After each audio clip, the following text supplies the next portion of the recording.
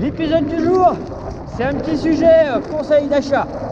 Tout suspendu ou semi-rigide en matière de VTTAE. Et oui, ça c'est la grande question. Il va falloir définir non seulement ce que vous voulez faire avec votre nouveau jouet, mais surtout, c'est une question de budget. Puisqu'à prix identique, vous aurez les premiers prix en tout suspendu face à des hauts de gamme en semi-rigide. Du coup, dans l'idée, après avoir défini votre budget, eh bien vous allez pouvoir confronter des modèles au tarif identique, mais au montage bien différent et surtout avec une suspension arrière ou pas. Par rapport à la pratique, si vous pratiquez le tout-terrain assez engagé, la suspension arrière va vite se révéler quasi obligatoire pour différentes raisons. Certes, le confort, mais surtout la motricité et la sécurité. Au même titre qu'une suspension avant, la suspension arrière va permettre de gagner en sécurité pour rattraper des erreurs. Et là où vous seriez par terre, eh bien c'est le vélo qui va faire le job. On utilise rarement 100% du débattement d'une suspension, sauf sur erreur entre guillemets, en conditions extrêmes. Et généralement, c'est dans ces mauvais moments que si on manque de débattement, que finalement on se retrouve au tas.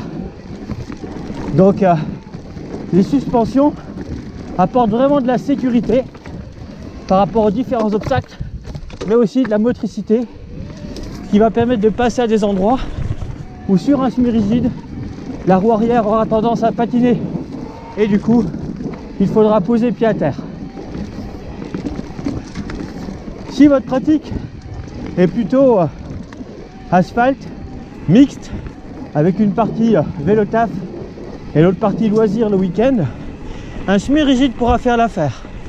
Dans tous les cas, un VAE en catégorie 15-196, on est sur un vélo qui assiste jusqu'à 25 km/h, quel que soit son cadre et son débattement. Donc sur du chemin forestier, vous aurez le même rendu, ça il n'y a aucun souci, ce sera efficace, le plaisir sera au rendez-vous et limite ça va vraiment être en franchissement. Après, est-ce qu'il vaut mieux un semi-rigide haut de gamme ou un tout suspendu premier prix? Ça c'est la question. Dans les points critiques sur un tout suspendu premier prix, ça va être souvent l'autonomie, la capacité énergétique de la batterie. Vous n'aurez pas le dernier cri. Au niveau des suspensions, ce ne sera pas du haut de gamme. Et souvent, vous aurez un débattement limité, 120 mm, 130, donc du confort, mais pas non plus une grande efficacité. Largement suffisant pour une pratique rando loisir, mais limité pour du vrai tout-terrain. Il faut en être conscient. Dans le même budget, en semi-rigide, vous aurez certainement de la suspension RockShox ou Fox, mais en tout cas cartouche à air et cartouche hydraulique. Vous aurez vraiment une suspension de qualité. Les équipements, la transmission, le nombre de vitesses, la puissance des freins, tout sera au rendez-vous. Et ça, c'est un véritable confort dans la pratique de tous les jours. Toujours en matière de confort sur un semi-rigide, où généralement le débattement de la fourche est de 100 ou 120 mm, ça va être la dimension des roues et la taille des pneus. Aujourd'hui, le standard c'est le 29, mais surtout le 29 par 2,6. On est quasiment sur du basse pression. On reste tout de même un peu plus gonflé qu'avec du 27,5 par 2,8, qui est également appelé 27,5 plus. Et si vous lorgnez sur un vélo d'occasion, ça peut vraiment être le bon format sur un semi-rigide. Par contre, le fat bike, sauf si votre usage sera une bonne partie de l'hiver dans la neige, oubliez, car l'été, en termes d'autonomie, la batterie va fondre comme neige au soleil. Donc, pas du tout adapté pour des longs périples. Par contre, en termes de confort, là, il n'y aura aucun souci avec des pneus en plus de 4.0.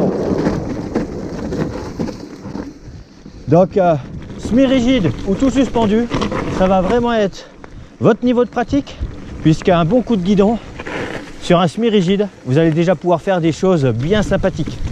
Après, en termes d'efficacité, à la montée, c'est clair qu'il faudra compter que sur votre élasticité naturelle pour aller chercher l'adhérence, prier cette adhérence pour vraiment aller chercher le grip.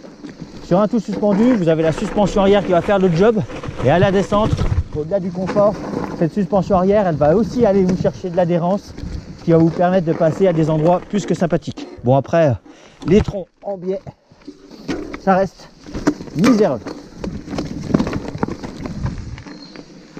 Mais voilà, tout suspendu, hein. Plus de sécurité, plus de motricité et plus de confort.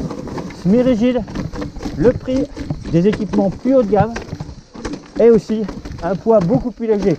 Lorsque vous devez soulever votre vélo pour passer une barrière ou sur des obstacles un peu compliqués où le portage va être requis, eh bien vous serez content d'avoir un semi-rigide car c'est nettement plus léger.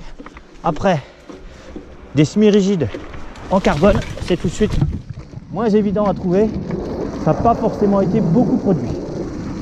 Si dans votre pratique, vous êtes plus petite route de campagne, chemin en gravier blanc, vous risquez même de vous poser la question au niveau du semi-rigide si c'est vraiment un petit VTT AE qu'il vous faut ou si un VTC AE voire un gravel AE ne pourrait pas suffire. Alors le gravel AE, c'est une position particulière, ne l'oubliez pas. On est quand même sur une position qui est plus celle d'un vélo de route que celle d'un tout-terrain. Le VTC AE, ça peut être le bon compromis et c'est souvent moins cher. Par contre, compte tenu du budget, généralement, vu que c'est moins cher, sur des VTC AE, vous allez avoir des fourches uniquement ressort et passer les 80 kg, eh bien, quand vous monterez sur le vélo, celle-ci, elle sera totalement au fond. Alors que si vous partez sur un VTT AE avec une fourche à air, en 100 ou en 120 mm, vous pourrez mettre la pression qui correspond à votre poids. Et un gravel AE, c'est tout rigide. Donc, si vous souhaitez aller en tout terrain, ça va vite être compliqué. Si vraiment vous êtes plus semi-rigide et que vous lorgnez du côté des VTC AE, on a fait un sujet justement VTC AE contre VTT AE semi-rigide. Après, nous, notre pratique, elle est clairement sur du tout suspendu. Si vous nous suivez, hein, vous savez pourquoi, hein, on aime cette nature hostile, ces franchissements, ces petits défis, ces marches. On n'a pas peur de la rosée du matin, on n'a pas peur de la neige ou de la boue.